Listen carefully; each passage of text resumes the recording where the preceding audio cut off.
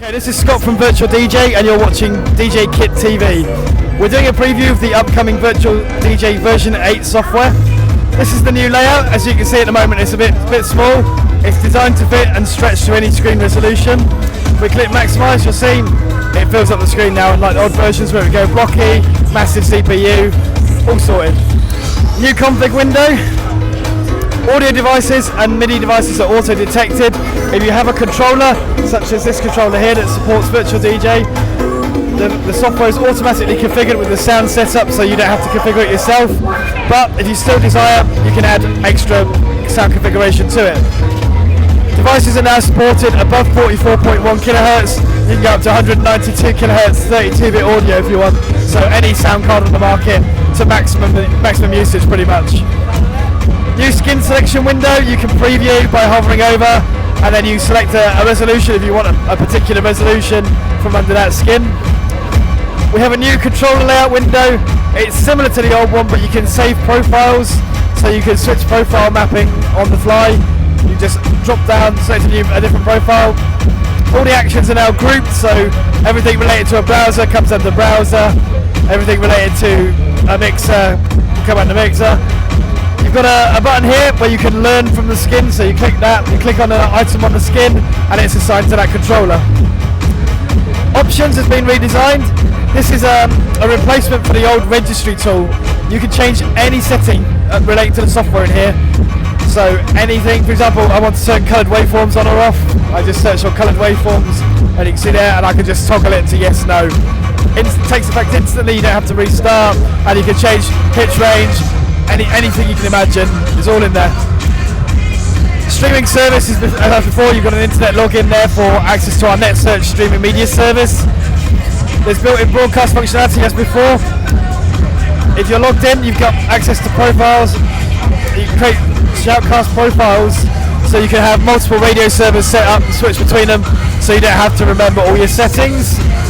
There's a podcast function. It's not yet there, but it will be there in the final version. Recording has been simplified. You can now select audio or video recording just by selecting the format and the file name and start recording. And our iRemote support is still there as before.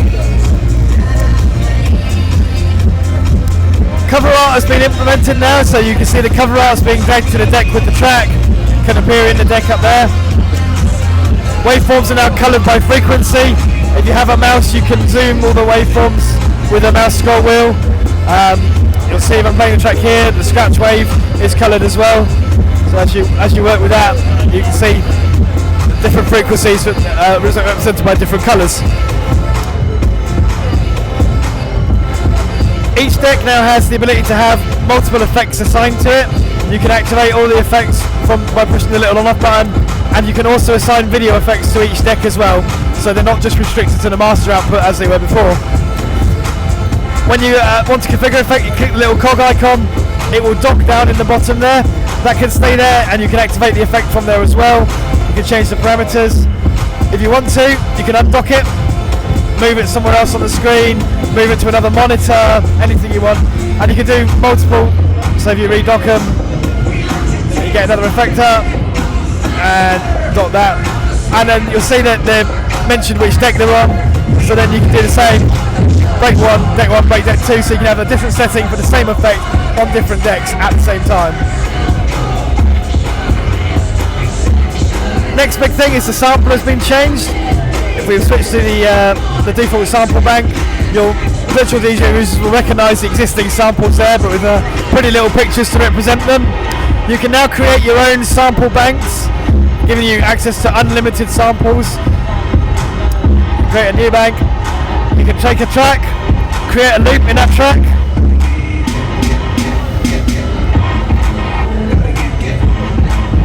create a new sample from that loop, and you'll see it's appeared in the sampler down there.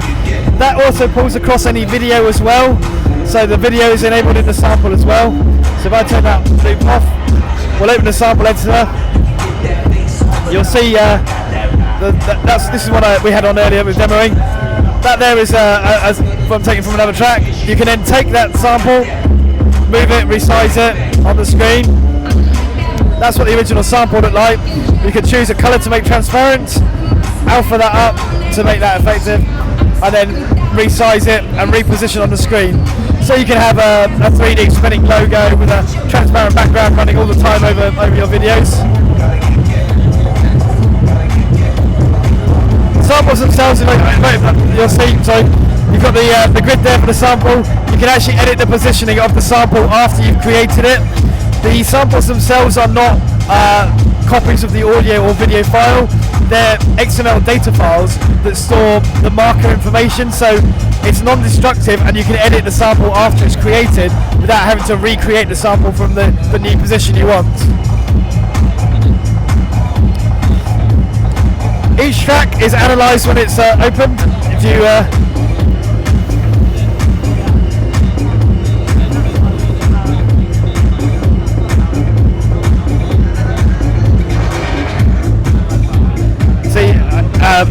if you edit the points of interest, this is an overview of the track as it is. You can zoom in on that overview and move around in it, so you can go down to the beat level.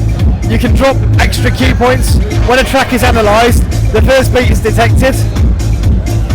Also, anything it thinks is a break is automatically marked out as well, so you see there's a break there, because there's a coming up feature called remix points where you can use them as quantized jump points, so you can jump around the track quantized in time with no disruption to the audio.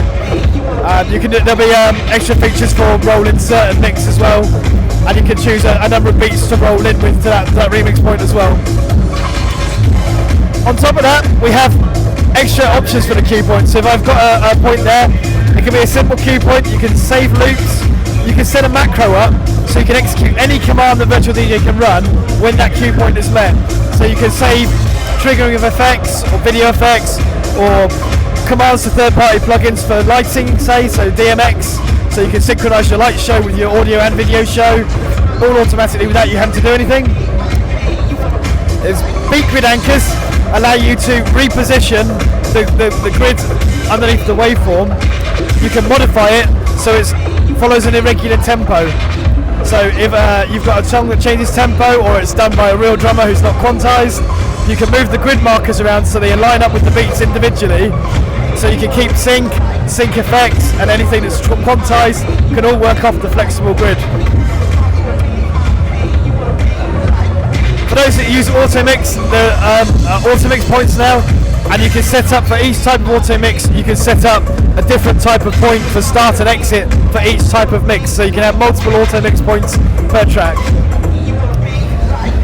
One of the other features is the new timeline engine. If I start that track off again, you'll see it's playing there. If I switch to timeline mode, that's the track that was playing. I can now choose to drag another track on. That's quantized. I can then drag that track round, ready to mix it. I might want it to fade in a bit, so I can create a fade there. I might not like that bit of the track there, so I can drop some markers in, delete that bit of the track, butt that bit of the track up. That's non-destructive, it's only done with this session, so the video's affected, the audio's affected. You can then activate the timeline as you go, and you'll see it plays away. You can go back to the decks, you can see what's playing at the moment. You'll see the timelines flashing at the top telling you it's still active. And anytime you can go back to the timeline, deactivate it. No disruption in audio, so you can jump in and out. Ideal for toilet breaks or background music, preparation, etc.